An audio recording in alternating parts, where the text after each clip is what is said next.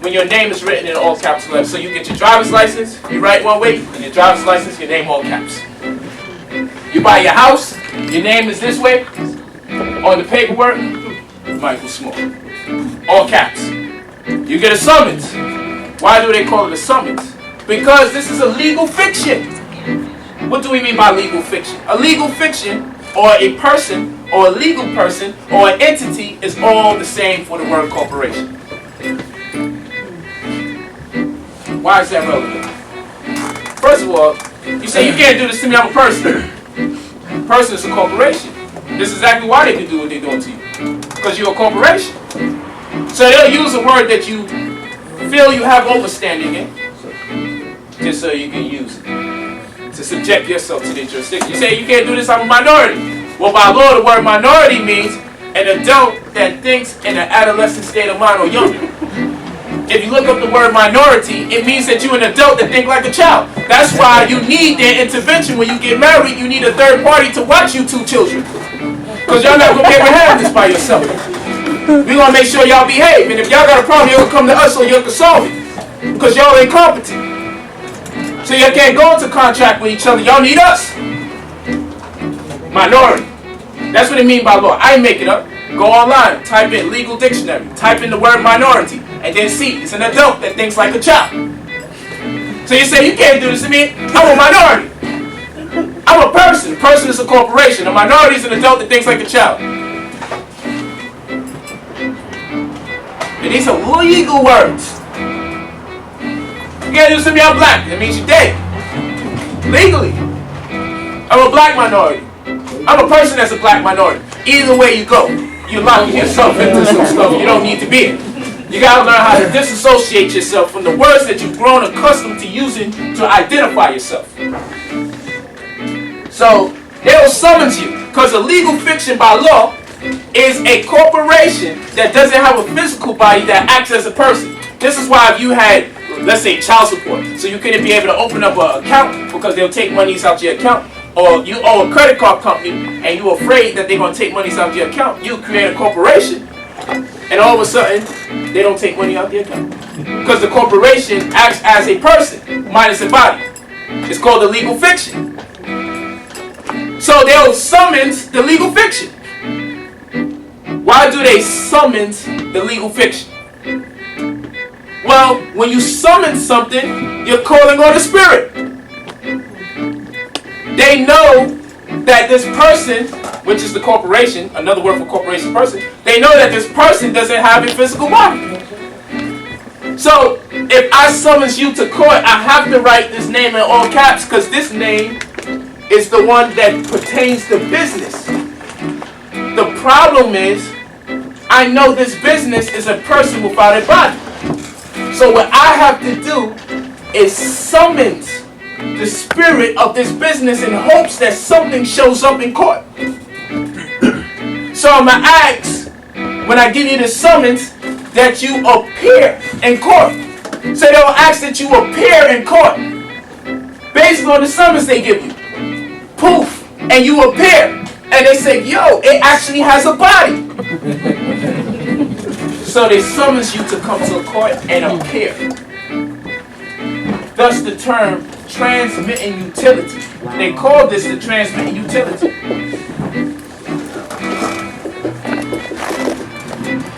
Transmitting utility. They call it transmitting utility. And the transmit is to give or exchange. And utility, right, means benefit. So to transmit or exchange a benefit.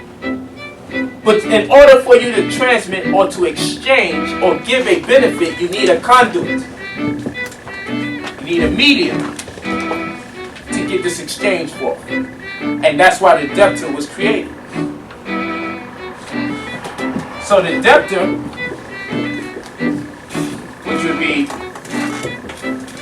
this right here, is your transmitting utility. So with the status correction, we are establishing a lien on the transmitting utility.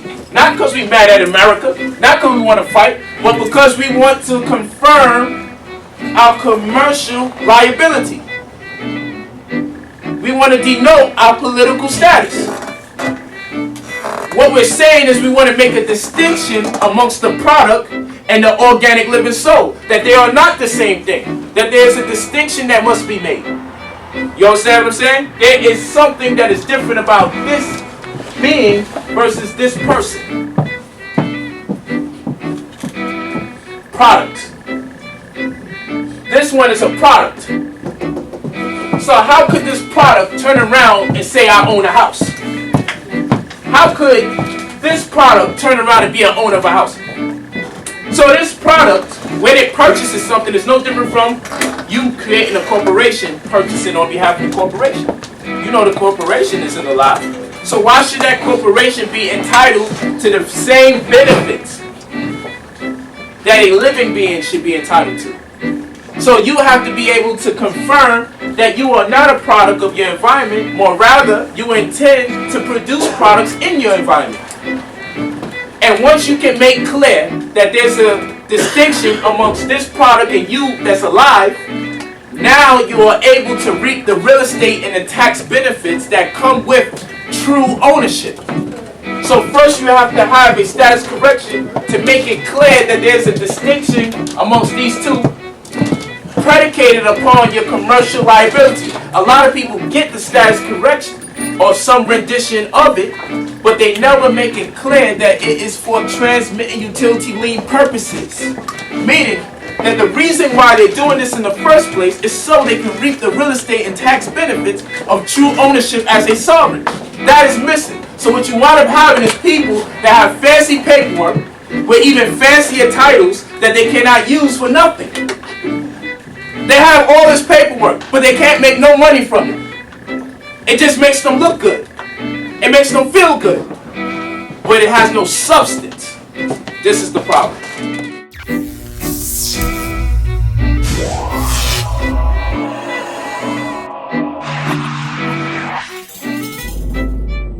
This is the epitome of sovereignty. The very epitome of sovereignty. Okay? So, we home in on this and we say, so what does this have to do with home ownership and everything? Because there are laws that cater specifically to people that are sovereign in this capacity. That's why we wrote the blood is thicker than water tone, so people will understand what we mean by sovereignty. Because a lot of people conceive that when we say sovereignty, we're just talking about we don't have to fight, we don't have to adhere to laws that are made. We can do whatever we want, when we want. I don't know who comes up with these weird definitions, but that is not sovereignty. Sovereignty does not define I do what I want when I want to do. And then people say, we can never be sovereign. Come on, please, you still got to pay tax. You still... No, that's not what sovereignty means. Someone told you that, and it's not true. That's not what it means. By law, sovereignty means that you are in control of the circumstances within the confines of your environment. Sovereignty is the dictate that you have set up a marketplace, or people are subject to your discretion. What is this called? The science behind it, right, is called jurisprudence. And prudence in Latin just simply means knowledge. And juris means law. So your knowledge of law. Jurisprudence is knowledge of law. We just break it down etymologically and we get it. Juris, law, or legal. Prudence is knowledge. So when we're talking about sovereignty, you must have what? Knowledge of law. That's right.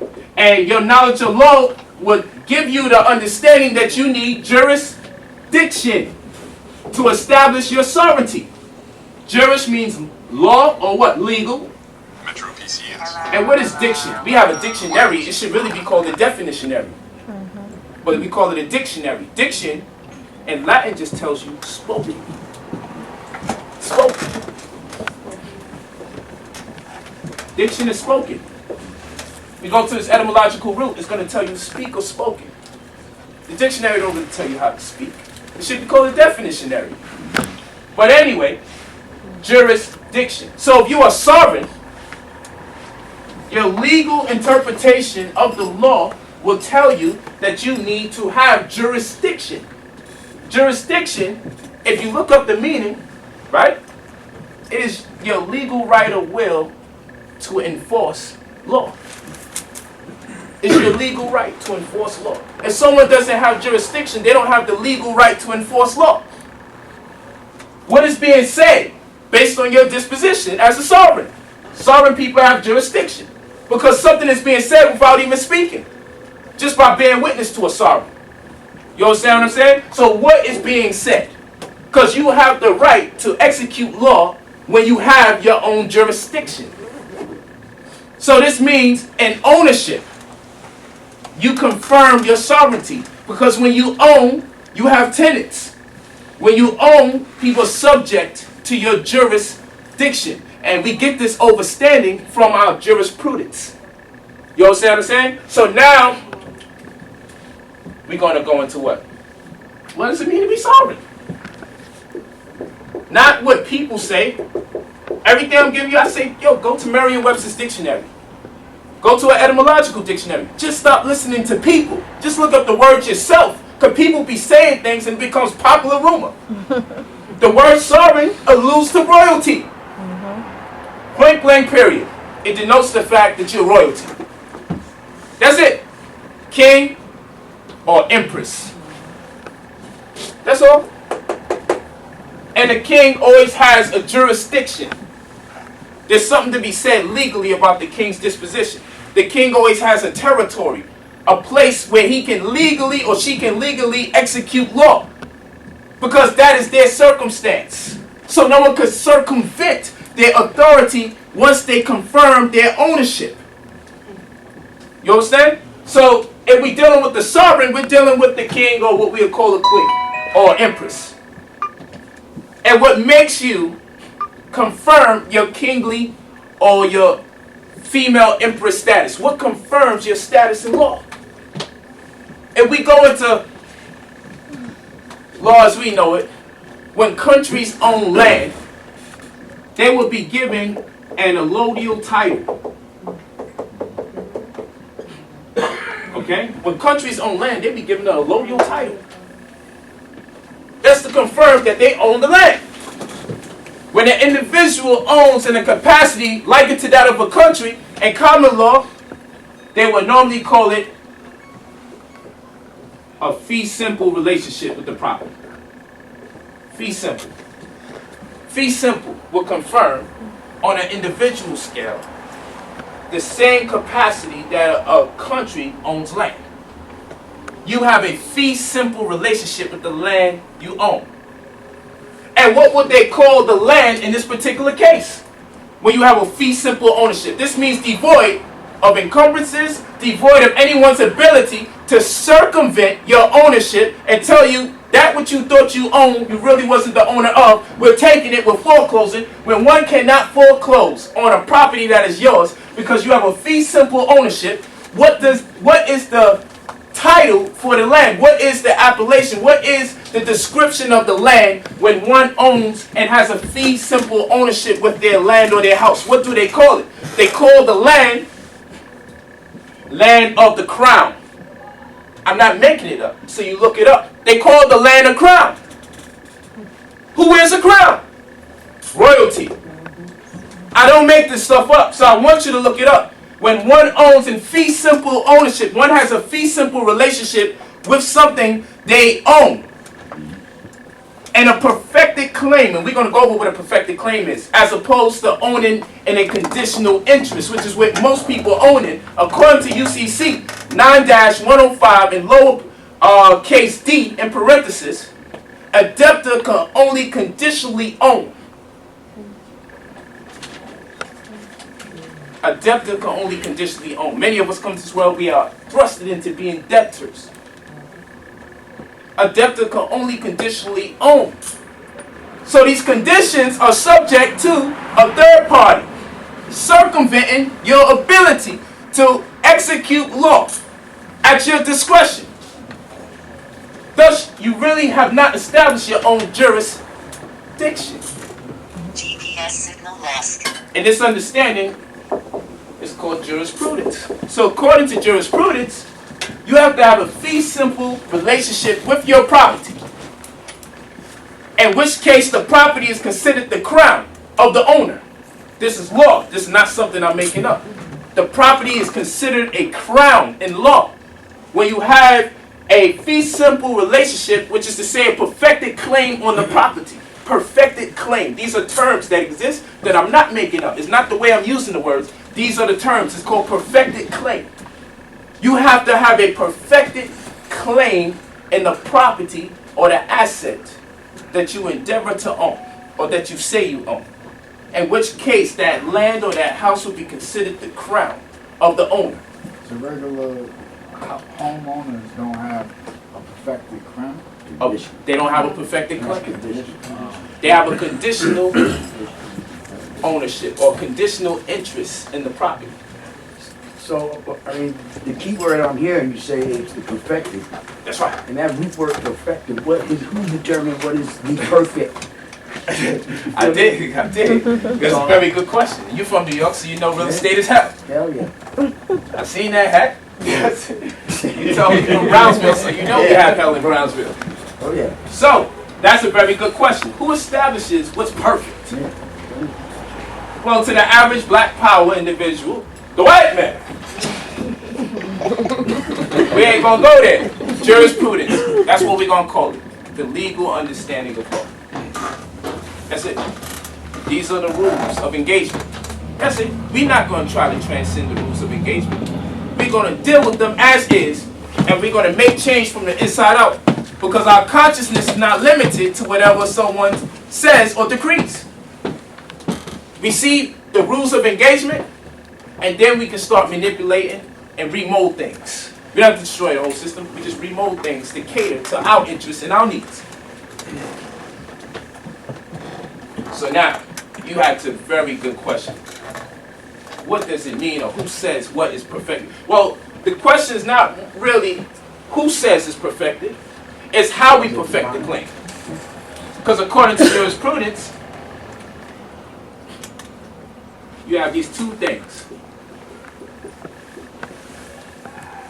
You have the perfected claim, and then you have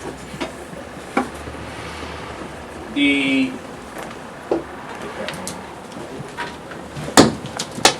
perfected claim, which the perfected claim is the rationale that one does not have, of course, the conditional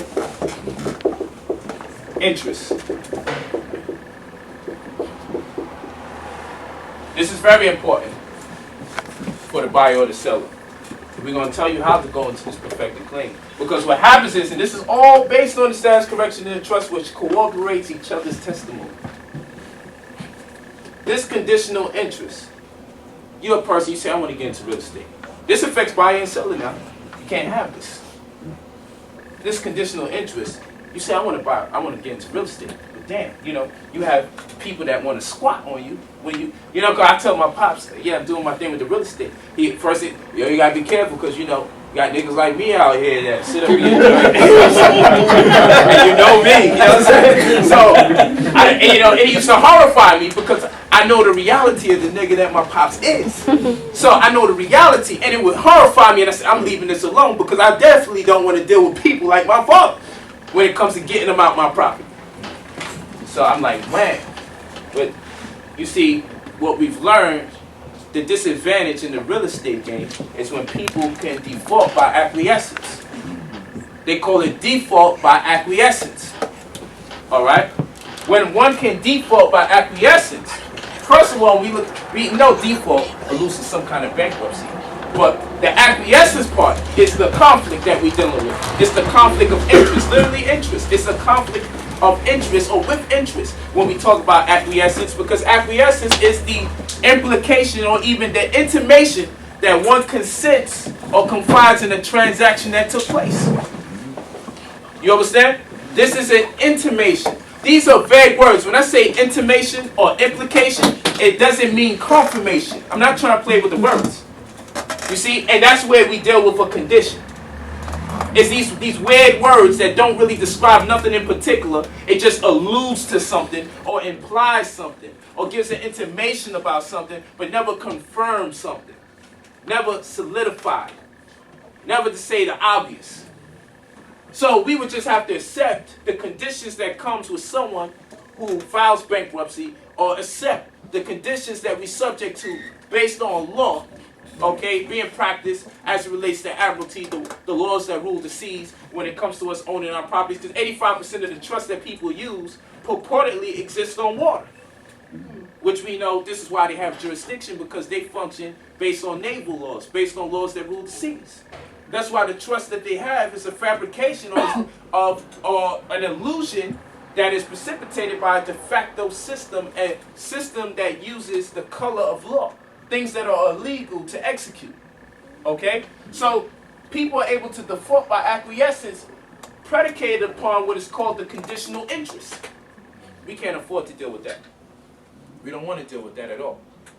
These are this is what we mean by idiosyncrasies or nuances. Those words were created. When we talk about it in reference or in relativity to real estate, those words were created for this stuff.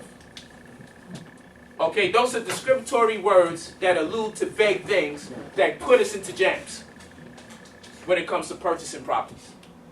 So you have to establish a perfected claim.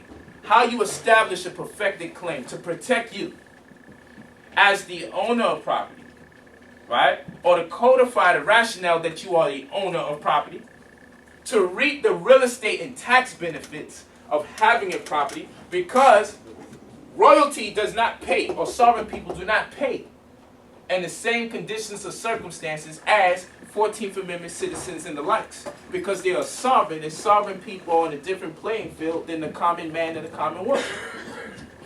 You understand what I'm saying? If you were royalty, according to law, you do not have to make the same subscriptions as everyone else. This does not mean that you violently engage in your pursuit to get acknowledgement as someone that's sovereign. This means that there are already laws in place that support the conviction that you are sovereign if you can prove it. You understand what I'm saying? We're not imploring that someone embrace us as such because of a doctrine that we have created. We implore that the laws that are already in place, the rationale that we are saying is the laws that are already in place that are in favor of us as people that have perfected claims on our property, we are entitled to the gifts that are bestowed upon us by our Creator for being sovereign. That's what we're saying. And this is where the conflict comes in with people a lot, because they don't know the laws that cater to you as a sovereign. So they just demand things that they can't find legally. And they find themselves in trouble. There are laws where you don't have to pay certain taxes. Not because you are interpreting laws so you don't have to pay taxes. There are laws in place for sovereign people where you don't have to pay the taxes. Thus no conflict. We don't want you in conflict. We don't want you fighting for something that don't exist. We want you to use what's already in place, so you don't be on the radar as a terrorist. Because you see, when you start having to describe why you have the right to have certain things, you're making people read more than they want to read. Then they have to hire more people to read more than they want to read. Then you become a terrorist, a paper terrorist. Because you're using too much paper and you're using too much words. If you was using law, you could just go to the statute or the code and walk away. But when you don't have statutes and codes, you have to keep writing. And then people have to keep reading. Because we got slick. Notice the principles, notice the H, notice the H, notice the principle. Failure to respond in 30 days. Yeah. You confirm that. Yo, what's it? It's like, yo, you got us in this jam. So we got to read all this. And then too much stuff is becoming legal. Because we ain't responding, there's too much stuff to respond to. And now we're going to create new law. Call them paper terrorists. That's what we're going to do. Making us read too much. Just say what you mean and mean what you say, man. One page. It's all this 30, 40, 50 pages of history and the Treaty of Versailles and all this other stuff with the Moors. We don't want to know this. Just tell us why we should give you or not. That's it. So we want to stay away from those stipulations. We just want to use what's already in place. And it separates us from the chaos of what everyone else is doing. We don't want to deal with violence, convictions. We want to deal with peace. So we're not going to interpret anything that you didn't mean for us to interpret in that way. We're going to use what you put in place for us to use. And we're going to use the momentum from our success to create the paradigm that we want to exist in. We want to create a circumstance where if I can create a situation where you have $80,000 more a year because of what we're teaching, and you're making $100,000 more than what you was making a year, then we could turn around, we got 10 people in the room under that classification, then all of us could afford to say, you know what, we need a new school in our community. All of us could put up $10,000 each because we could afford to. New school done. Just 10 people, 100 grand, 1/10 of a mil. Got the project going. Anything else we need? Here's another 5 grand. Everybody got that. Boom, we move forward. You see, this will help us out. It's easier when everyone is in a doctrine that caters to their specific interests and needs. When the doctrine says everyone has to be successful, it works better. When the doctrine makes 1 or 2 people successful and everyone stay poor, and then those 2 get moved out the way, everyone was still poor, they still remain poor. Nothing really happened the whole time. The information just made us feel good. But nothing really happened. So we have to create a situation where everyone has and they have more. So we won't be ostracized, alienated, or isolated. You understand? If everyone is successful, you got to bother everybody. When 1 or 2 people are successful, you can take them out the equation. And thus, you have us back in the state of disenfranchisement. You see? So we're going to get everyone successful. And we're going to make everyone the king. Not one person king. Everyone's king. Everyone's royal. You do what you do where you at. I do what I do. But we network and we make sure we connect with each other. Nothing negative about it. When you mad at us, we're paying taxes. But we write them off as donations because there's laws that enable us, empower us to be able to write taxes off as donations. Why? Because if we tell you you don't have to pay taxes because you're sovereign, then everybody will go nuts.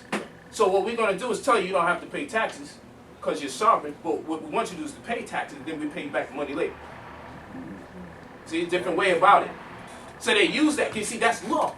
And who you check out with it? The IRS. And they say, look, you can't write that one off as a donation. You know what I say? Fine, I pay it. This one, you can't write that off as a donation. Cool, I won't pay it. So people say, but how you sovereign and you still pay some taxes? Because I still want to exist with my wives and children. And then every day a nigga get 3, 4 wives. And that ain't every day. I'm trying to stay outside. There's a bunch of men in prison. Last I checked, there's no women inmates. There's all men in there. I don't need to be in there. No time soon. I don't want to be there. I've been there before. There's nothing waiting for me in there. But a bunch of people waiting for me that I ain't waiting for them to meet them for different reasons. So I'm separating myself from that reality. I'm going to use what we can use. And it will thrust us into the realities we want to exist in. And then we can make change where we can afford to. Okay? We can't move prematurely just out of frustration. Well, you know, we just going to move anyway. Even though we don't got no guns, even though we got no helicopters, we just going to move. That's just insane. You use what you have. It's called accessibility. That's it. So, we understand that the sovereign is a king, or a queen, an empress, or an emperor. We understand that. We understand when you own property and you have established a perfected claim, as opposed to the conditional interest of the debtor to own, predicated upon law, Uniform Commercial Code, UCC 9-105, and lower parentheses, and parentheses, lowercase d. We understand that the property is considered that you have a fee simple relationship with that which you own, and thus they consider your property the crown. They consider the property being a crown when you have a fee simple relationship with the property. This is what they understand through perfected claim. So, why is all this important? When did this become law? Particularly in the case of HJR 192, or House Joint Resolution 192, March 9th, 1933, first session, 73rd Congress, page 83, first paragraph, third sentence. They made it clear. They made it clear that the people do not have unless they have something that they own, but you have to have it in equity via perfected claim. They didn't put the word perfected claim there, but in jargon and according to your jurisprudence, legal, prudence, knowledge. According to legal knowledge, your understanding of what was taking place for HJR 192, legal understanding tells you that you have to have a fee simple relationship with your assets as it relates to sovereignty. Because at that time they took the gold and everything away from people and thrusted everyone into debt because they had no assets to back up the conviction that they owned anything of true value. But the only thing that was left is pledges of labor And also, number one asset in the world that we can relate to, aside from gold and silver, houses. Number one asset in the world. Because everyone needs a place to live no matter what you do. No matter what you say, we're always going to need a place to live. Houses. Land. So it's always going to be worth something. Thus, you can always barter, exchange. It's always fundamental to a marketplace, or what they would call a staple. And the sovereign creates the staple, or the king, or the mayor, the governor. They create the staple. They create the marketplace where people can function on the territory to do that which they must do. But according to law, there was a deficiency of the statute staple, which incurred a certain stress.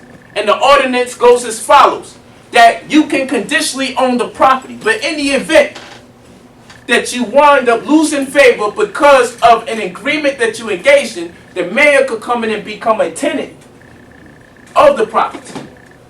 This means that there was a conditional interest with the person who thought that they owned until they wind up having a shortcoming based on the rules of engagement in commerce, until which end it was reduced to a lower status. Now, how do we incur the deficiency of this statute statement? The only way you could is if you had a perfected claim.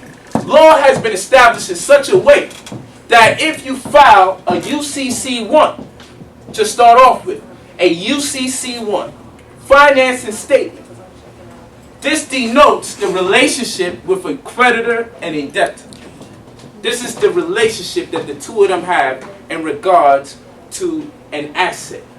Thus, the security is in place, and the security represents or denotes the collateral, that which has to be surrendered in the event of any mishap or fallout, as it relates to the conditions and the terms of agreement. A perfected claim. So you filed the UCC-1 to diffuse one's ability to default by acquiescence. It also gives you the opportunity to not have to wait to go to court to confirm your disposition as a lender or as a creditor. Okay, why? Because you have done filing and recording to transcend that kind of activity. And this filing and this recording is going to take place in what's called the miscellaneous index of the county clerk. Because they do the filing and recording reminiscent to that of how it was done when people practice common law more naturally and more efficiently. Okay? These are the basics that we have to get into. Because it's this right here that is plaguing us.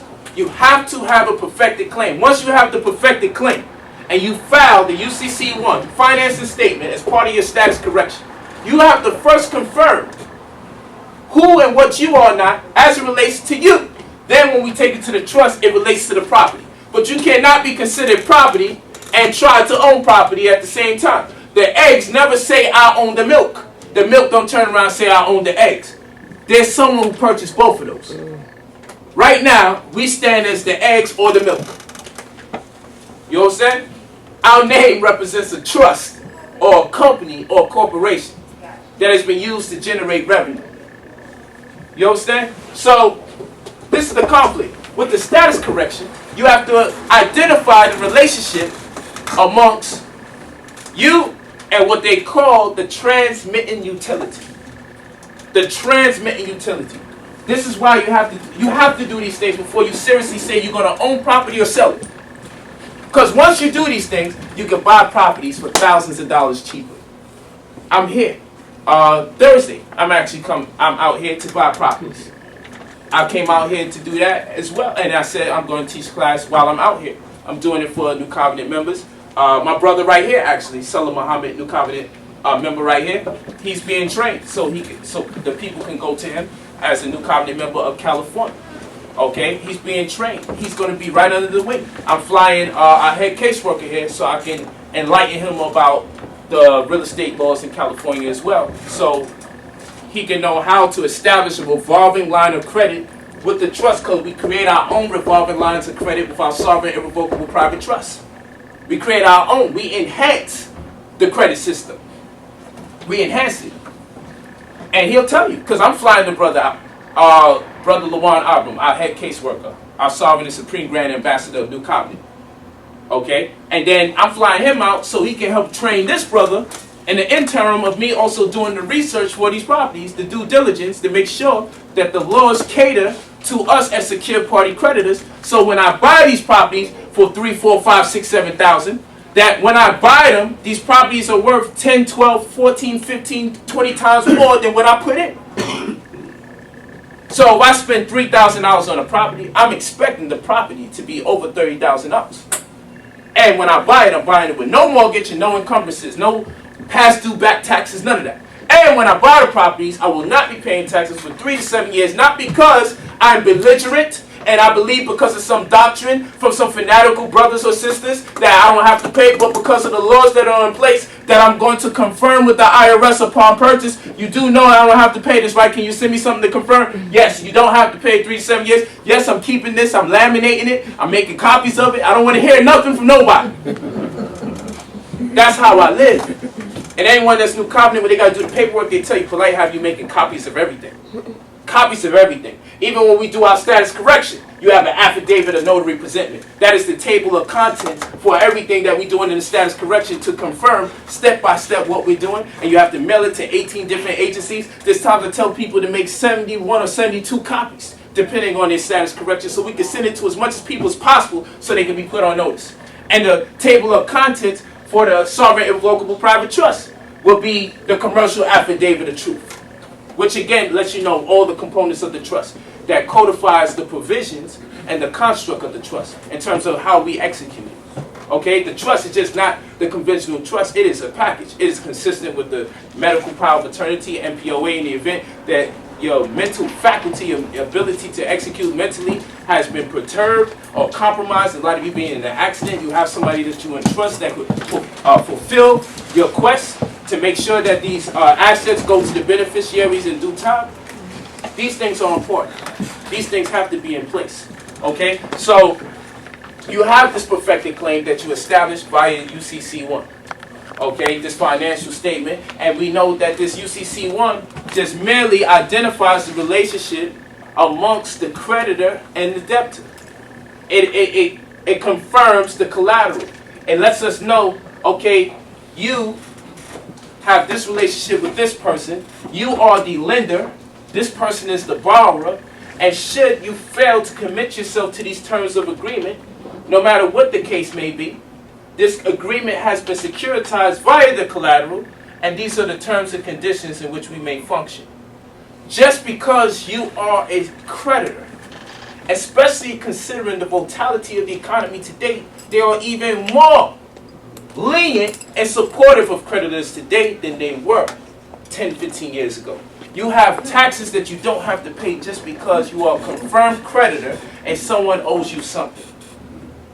Remember, on every scale, a mortgage cannot be sold unless there is an underwriter. Someone has to confirm this whole transaction in the first place. And they are simultaneously acting as an insurance body, because should the person go into default, they're going to cash out anyway. They're going to make the money. The people that's extending the loan are going to make the money. But when have you been in a situation where you can extend a loan to somebody in the event they go into default, in the event that they can't pay, someone pays you? When have you been in that situation? You're supposed to be able to be in that situation. But first you got to establish a perfected claim. There are laws that support you as an owner. As an owner of anything that you sell to anybody else. Because this is a functioning staple, and there's laws that govern this staple.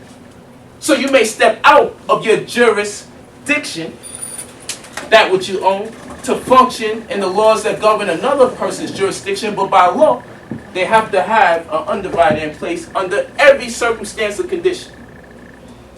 No matter how you own, so long as you own and it's a perfected claim. You have to have these things in place. So when you have your status correction and you have your trust, you are entitled to not have to pay taxes. One, most taxes that people pay as far as property taxes are concerned, it is a gift to the sovereign. They may not use the word sovereign. We identify it as sovereign. So I speak in the context in which people engage in this information. But they will associate it more times as creditor. And other times you may see fee simple. on other occasions. You might even see allodial depending. When you start dealing with this level of information, you'll start seeing these terminologies. Allodial title, fee simple ownership, fee simple relationship, secure party creditor, creditor, lender, however you want to see it by whatever euphemism they use. It denotes the sovereign in that particular instance. Thus, there are laws that cater to it. If you look for laws that cater to sovereign, most likely you're not going to find it. You look for laws that cater to creditor, you're going to find it. And that's where we begin. We can speak in our context and call it sovereignty because that's what it is. But we have to be able to understand the way these euphemisms work. They're created in ways to dislodge us from understanding. So we have to keep up with the evolutionary jurisprudence, the understanding or the knowledge and know-how as it relates to law. We have to keep up with the constant changes that take place. And the changes normally take place in the words, but not actually in the way of methodology. The methodology stays the same. They just change the words and the lingo so we can be dislodged in understanding.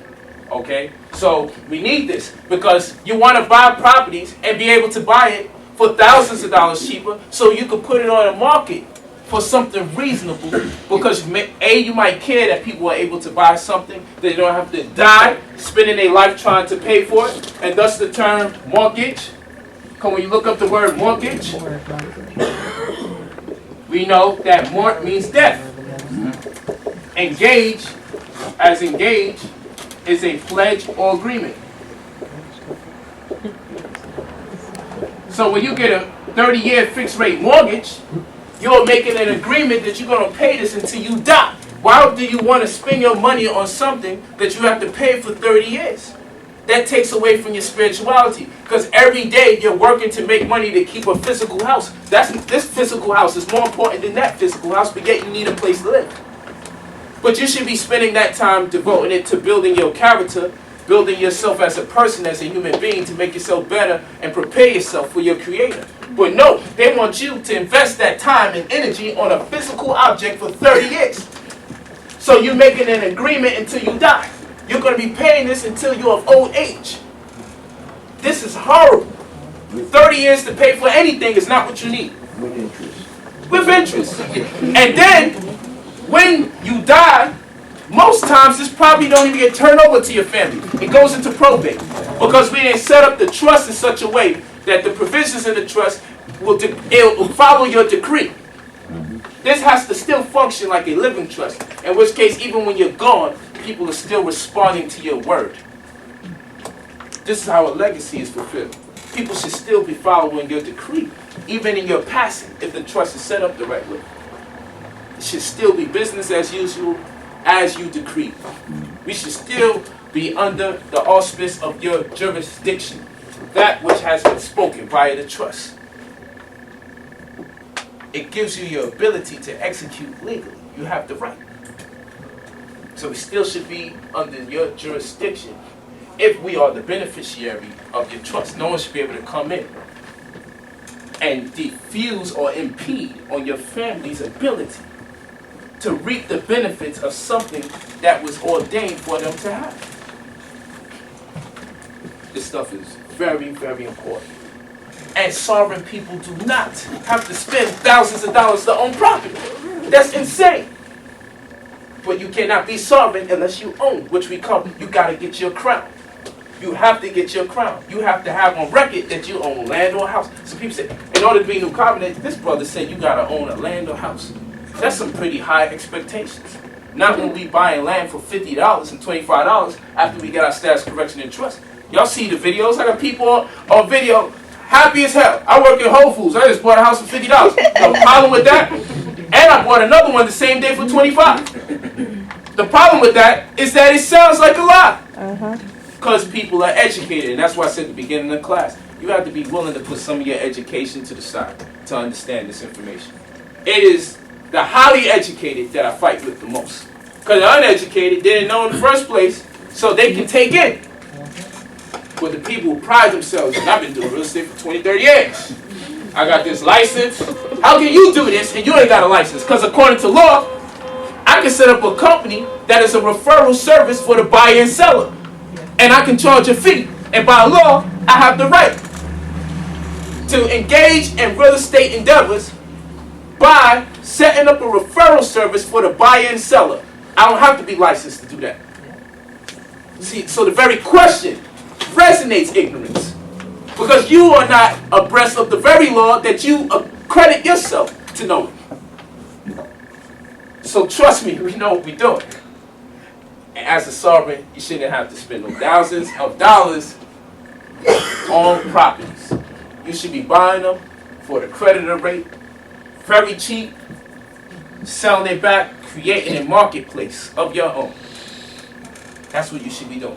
And that's why I said I got my brother Luan out here, because I'm training him when he comes out here, but I also have him coming out to train him out here, because the route to freedom is empowerment. So even when people get their status correction and trust, we teach people how, in the process of them getting it, so they can share their wealth of information with someone else.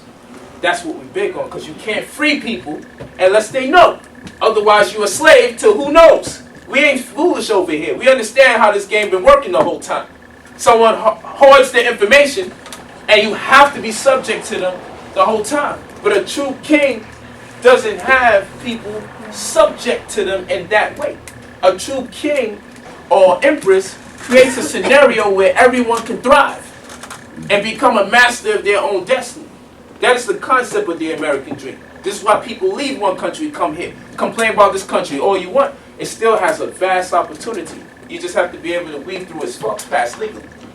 Once you get out that matrix, you can appreciate it again. It's a shame what they won't teach you. But hey, why complain? Ain't no one stopping you from learning. So that's the catch-22. These laws are designed to see to it that there are people who can't buy it. If you ever went to a, like if you had a restaurant's license, right? You would be able to shop in places and buy restaurant equipment. And then if I come in here and I don't got no restaurant, they say, what you in this store for? We can't sell it to you. They could only sell it to someone who has a restaurant. You understand? It's the same thing with these properties. Oh no, we can't sell this to you for this price. Or you come in, the property is $120,000. I come in, the property is $8,000. You find out, you say, man, this is wrong. And it probably is.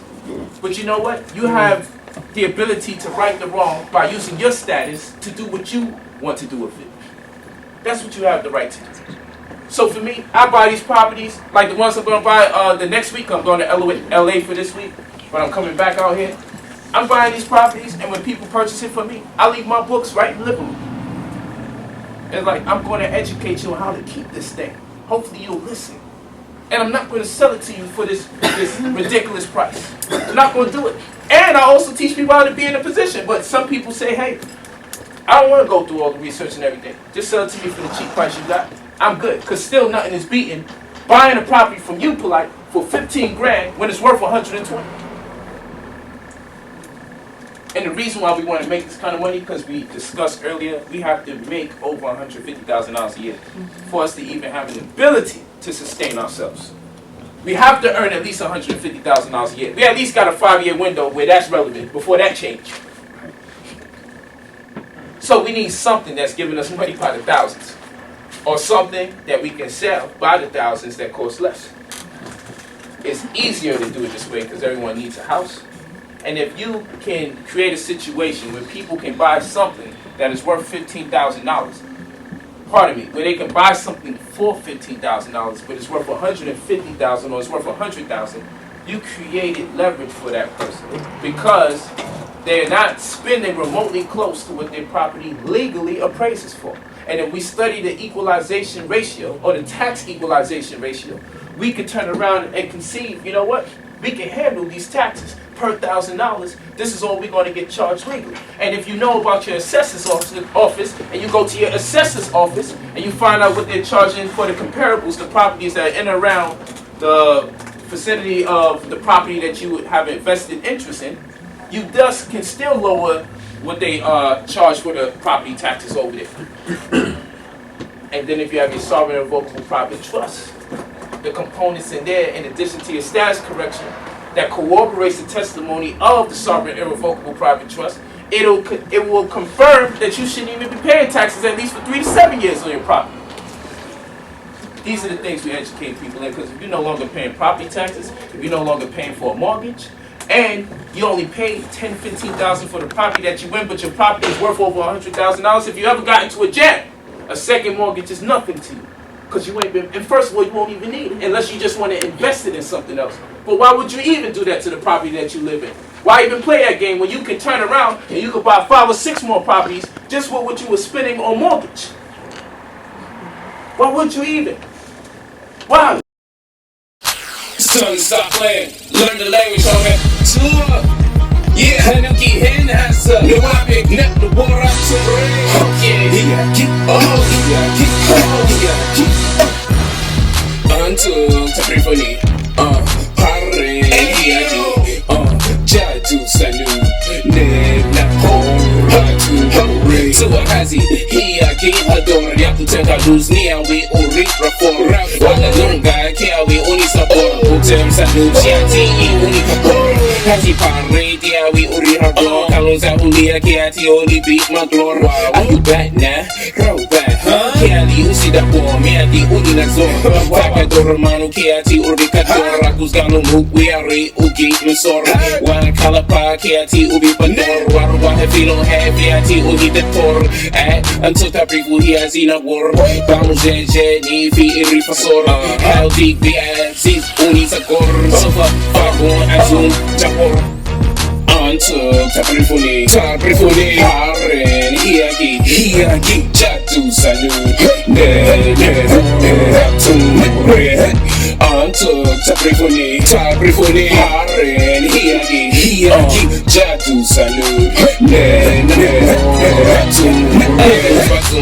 Reagi Uti Kamo, to the sofa, Fiaki Uti Amul, but what was sofa guy, Tiari Uti Rahu, Hazi, Waku, Nia Kiawi, Onimasu, Labora Tasawing, Gai, Orimatu, Mosi Husumisa, where I see Ukialu, Anisa Kalwa, Ki, Ayi Chamu, Tusayu, Tuziaki, Uli Bamu, Tabuni Haza, Hiagi, Link Batu, Antujaku, Hiari Ukichipu, Nushamu, Hazi Kiuli, Aku, Sasadita, Leasa, we will easy supper, Hazakanum Park, Yabi, Urishaju, Haziwagulia, Biaki, Uribahu, Carus, Uweaji, Ukini, Bamazuki, Kiza, until they are Uki Gritu. Until Taprifuni, Warren, Hiaki, Jatu Sanu,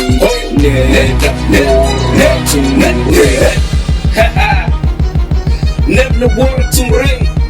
Hiaki, Senjia, Putemro, back knee, oh, yeah, oh, yeah. Learn your language. Yeah. Stop playing around. I know you know this joint is hot right here.